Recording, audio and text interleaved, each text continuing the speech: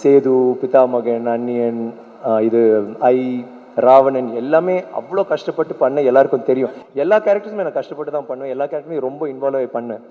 இந்த படங்கள் வந்து என்னை ரொம்ப கஷ்டப்படுத்துச்சு. ஆனால் தங்கலான் வந்து அது அது 8% 8% கூட கிடையாது தங்கலானோட கம்பேர் பண்ணுற போது. அந்த மாதிரி படம் தான் தங்கலான். அதை இங்கே சொல்லணும்னு ஆசைப்படுறேன். அந்த மாதிரி படம் ஏன் எனக்கு இந்த மாதிரி ஒரு கதாபாத்திரம் ஏன் எனக்கு அதை செய்யணும் அப்படின்னு நிறைய பேர் கேட்டாங்க.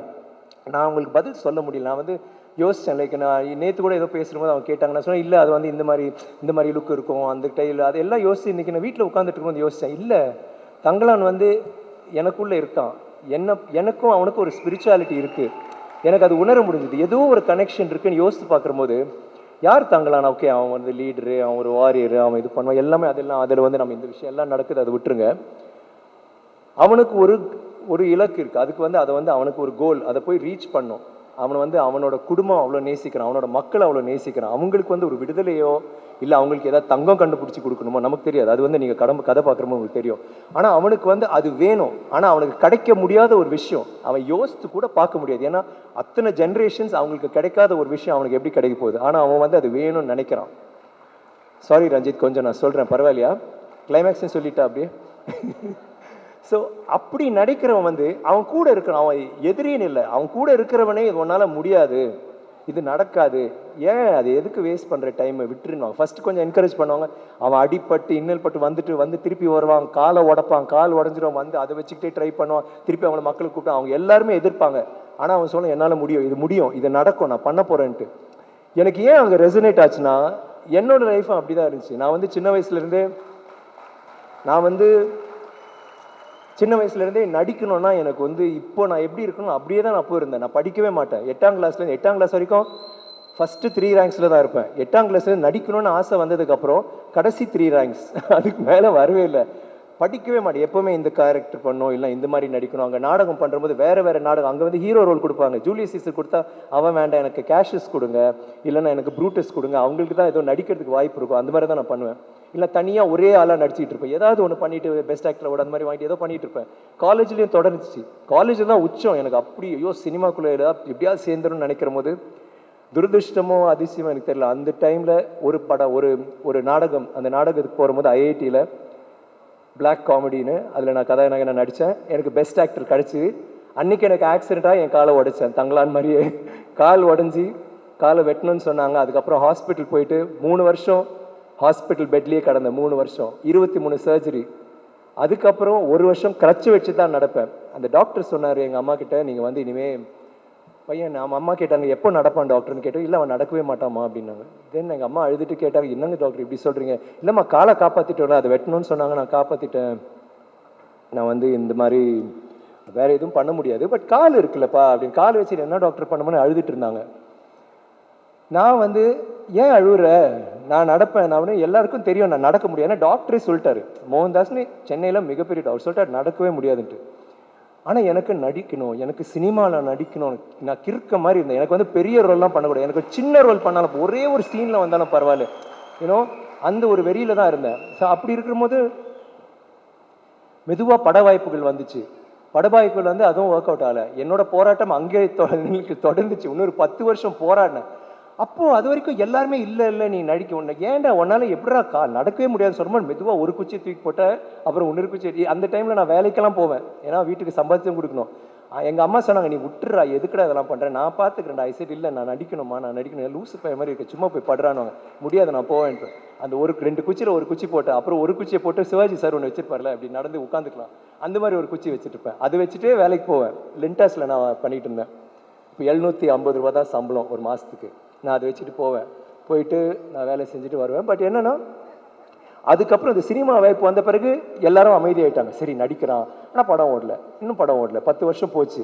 திருப்பி ஆரம்பிச்சிட்டாங்க, ஏன்டா நடிக்க வராதரா, விட்டுறா, வேறு ஏதாவது பண்ணு. என் ஃப்ரெண்ட்ஸ்லாம் சொல்ல ஆரம்பிச்சிட்டாங்க. என் ஃப்ரெண்ட்ஸ்லாம் பார்க்கும்போது பரிதாபமாக பார்ப்பாங்க. எல்லாரும் ஒவ்வொரு இதில் பெரிய ஆளாகிட்டு இருந்தாங்க. நான் மட்டும் அப்படியே இவன் பாவம் அப்படிதான் சொல்லிட்டு இருந்தேன். எனக்கு ரொம்ப ஒரு மாதிரி ஃபீல் ஆகிட்டே இருக்கும். ஆனால் இல்லை என்னால் முடியும் சொல்லிட்டு நான் அன்றைக்கி நான் விட்டுருந்தேன்னா இன்றைக்கி நான் இந்த மேடையில் நான் இருக்க மாட்டேன்.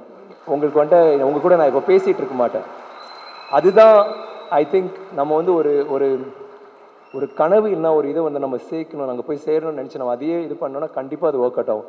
அதனால தான் இங்கே இருக்கேன். நான் சில டைம் நினைப்பேன், வாட் இஃப் சப்போஸ் எனக்கு அது சக்ஸஸ் வரலன்னா என்ன பண்ணியிருப்பேன்? இப்போவும் முயற்சி பண்ணியிருப்பேன், இப்போவும் சினிமாவில் நடிக்கணும்னு ட்ரை தான் பண்ணியிருப்பேன். That is my passion for cinema. எனக்கு வந்து அவ்வளோ நேசிக்கிறேன். அண்ட் அந்த நேசித்து அது வந்துல எனக்கு கிடைச்ச அன்பளிப்பு தான் நீங்கள். ராவணனில் ஒரு வசனம் இருக்குது, நான் வந்து வசனம்லாம் மறந்துடுவேன், இருக்கான்னு தெரியல மேடம். என்னது? ஐயா சாமி, நீங்கள் கொடுக்குற அந்த லவ், நீங்கள் கொடுக்குற அந்த சப்போர்ட், அது வந்து அந்த டிஸ்கிரைப் பண்ண. ஐயா சாமி இந்த பிசாசு அப்ப ஆத்தா ஆசை காதல் கத்திரிக்காய் அது எல்லாத்தையோட பெருசாத்தோ, அதுதான் நீங்கள் கொடுக்குற லவ், அதுதான் இந்த ரெக்கக்னிஷன். நம்ம இன்னைக்கு இந்த படம் எடுத்துக்கிட்டு நாங்கள் வந்து ஆந்திராவுக்கு போனோம், நாளைக்கு பெங்களூர் போகிறோம். அவங்க எல்லாரும் இந்த டீசரை பார்த்துட்டு இந்த ட்ரெய்லரை பார்த்துட்டு எப்படி இது பண்ணுறீங்க, எதை நம்பி இதை பண்ணுறீங்க, அவங்க எல்லாருமே இதை பற்றி நிறையா கேட்குறாங்க. அதை வந்து கேட்க வச்சிட்டார் ரஞ்சித். அதுதான் முக்கியம். அண்ட் இந்த படத்துக்கு எனக்கு இந்த வாய்ப்பு கொடுத்த ரஞ்சித் வந்து அவர் எனக்கு ஒரு நல்ல விஷயம் சொன்னார். நார்மலி ஐ திங்க் இதுதான் ஃபர்ஸ்ட் மூவி. நார்மலாக ஒரு கதையை எடுத்துக்கிட்டு டைரக்டர்ஸ் வந்து என்கிட்ட இந்த கதை இருக்குது, அதுக்கு நீங்கள் பொறுத்துன்னு சொல்லுவாங்க. இதை முதல் முறையாக ஒரு டைரக்டர் வந்து என்ன வச்சுட்டு எனக்கு ஒரு படம் பண்ணுது. ஐ திங்க் நான் அதை வந்து உங்களை சாட்டிஸ்ஃபை பண்ணணும்னு எனக்கு தெரியல. But I am so happy Ranjith that நீங்கள் வந்து அவ்வளோ ஒரு முக்கியத்துவம் கொடுத்து இந்த மாதிரி ஒரு கதாபாத்திரம் பண்ணீங்க. எனக்கு வந்து ரொம்ப பிடிச்ச ஒரு இயக்குனர். மெட்ராஸ்லேருந்தே எனக்கு ரொம்ப அவரோட படங்கள் ஒவ்வொரு படமும் வரும்போது அடுத்த படம் இப்போ கூட நான் சொல்லிட்டு இருக்கேன், அடுத்த படம் யார்? தினேஷ். ஓகே, அப்புறம் ஆர்யா, அப்புறம் நம்ம பண்ணலாமா? இல்லை அப்புறம் ஓகே அது மாதிரி இப்போ நான் மிரட்டி வச்சுருக்கேன், நீங்கள் வந்து அடுத்த படம் சொல்லனா டப்பிங்க்கு வர மாட்டேன்லாம் சொல்லியிருந்தேன். Thank you Ranjith for this. I love you. எனக்கு வந்து நீங்கள் ஒரு சிறந்த இயக்குனர். எனக்கு வந்து இதில் வந்து எனக்கு என்ன ரொம்ப பிடிச்சதுன்னா, என்னை சேலஞ்ச் பண்ணீங்க. சும்மா ஒரு ரோல் கொடுக்காம சேலஞ்ச் பண்ணி இதை நடித்து காட்டு, இதை பண்ணுன்னு எனக்கு ஒரு வாய்ப்பு கொடுத்தீங்க. அதுக்கு வந்து எனக்கு வந்து எப்போவுமே நான் உங்களை மறக்க மாட்டேன். இந்த மாதிரி நான் செய்த ரோல்ஸ் எல்லாமே நீங்கள் சொல்கிறீங்க நான் நல்லா பண்ணேன். ஆனால் அது எல்லாமே ரஞ்சித், விஜய், மணி சார், சங்கர் சார், ஹரி, ரமணி எல்லாமே இவங்க கொடுத்த படங்கள், இவங்க கொடுத்த ஊக்கம், இவங்க கொடுத்த இன்ஸ்பிரேஷன் தான். இந்த மாதிரி இயக்குநர்கள் இருக்கிறதுனால தான் என்ன மாதிரி நடிகர்கள் இருக்க முடியுது. Thank you to you for being that director. And Ranjith பண்ணி சொல்லணும்னா அதோட முடிச்சிட முடியாது. உங்களுக்குன்னு ஒரு வாய்ஸ் இருக்குது, ஒரு பவர்ஃபுல் வாய்ஸ். ரெஸ்பான்சிபிளாக யூஸ் பண்ணுங்கள், கேர்ஃபுல்லாக யூஸ் பண்ணுங்கள். I will always be there like Parvathy says to support you. எனக்கு வந்து அவர் பேச முடியாது, பேச தெரியாதுன்றார், கதை சொல்ல தெரியாது. இவ்வளோ அழகாக பேசினார், எவ்வளோ மெதுவாக பேசுவார். பேச ஆரம்பிச்சார் டக்க டக்க டக்க டக்க டக்க பேசிட்டு அதுக்கப்புறம் எனக்கு பேச வராது அப்படின்னு சொன்னால் யாரும் நம்ப முடியுமா? அவ்வளோ அழகாக பேசுகிறீங்க, சச் அ நைஸ் பேச்சாளர். ஆனால் அது எல்லாத்தையும் விட இப்போ கூட நான் மாளவிகா கூட நம்ம பேசிட்டு மட்டும் சொன்னோம், அவருக்குள்ள ஒரு சாஃப்ட்னஸ் ஒன்று இருக்குது. I like that Ranjith. அது உங்கள் ஒரு வல்னரபிலிட்டி இருக்குல்ல, அந்த கூலிங் கிளாஸ் கழட்டின பிறகு ஒரு சின்ன that's such a beautiful thing about you. Thank you. And நான் டீமில் யாராவது மறந்துட்டேன்னா நான் மன்னிச்சிடுங்க. And last but not least I should also say Surina, என்னோட மேனேஜர்.